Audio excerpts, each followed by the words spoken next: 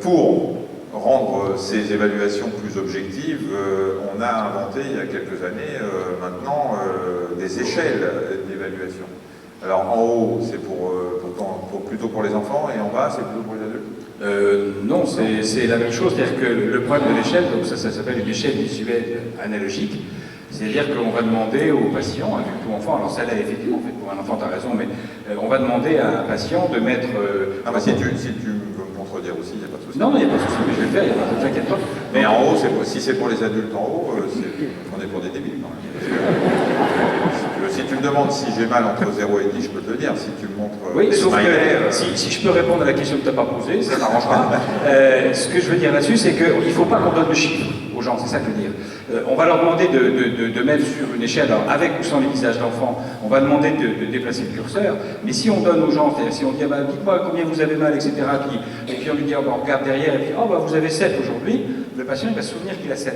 Parce que, bon, et quelque part, à ce moment-là, il induit une réponse qui est, ah bah c'est pire que la semaine dernière, c'est moins que la semaine dernière, etc. Donc ce qui est intéressant en échelle visuelle analogique, c'est d'avoir le curseur qui se déplace sur cette barrette qui monte, avec ou sans les visages, et que nous, derrière, nous, médecins, on garde le chiffre, et que le chiffre, il n'a aucun intérêt, si tu veux, parce que, est-ce que toi, si tu me mets 4, tu as moins mal, tu es plus costaud que moi, c'est sûr, et en plus, tu viens de faire du sport de manière extraordinaire, et que moi, je suis bien incapable de le faire, de toute façon. Il va me parler d'Adriana. Non. Ça, non, je ne ferai pas. Non, je ferai pas. Ah, il m'en a parlé tout à l'heure. Oui. La réponse est oui. Il pose des questions, la réponse. Moi, simplement, moi, j'aurais peut-être 7, c'est pas ça qui est important. Ce qui est important, c'est comment ça va bouger sous traitement. Oui, alors c'est ça justement. Alors une question, là, on va repasser la précédente. Voilà, comment ça se fait? C'est une autre diapo ou c'est le 0 à droite et le 10 à gauche? C'est l'envers. Elle est à l'envers, elle est inversée. Parce que je me disais, ils sont tordus. C'est plus on est vers 10, plus on a... Justement...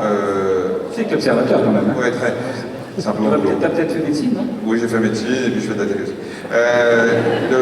L'idée, c'est, tu disais qu'on n'était pas pareil, c'est-à-dire que moi je pouvais avoir 4 pour une même intensité de douleur et toi 7.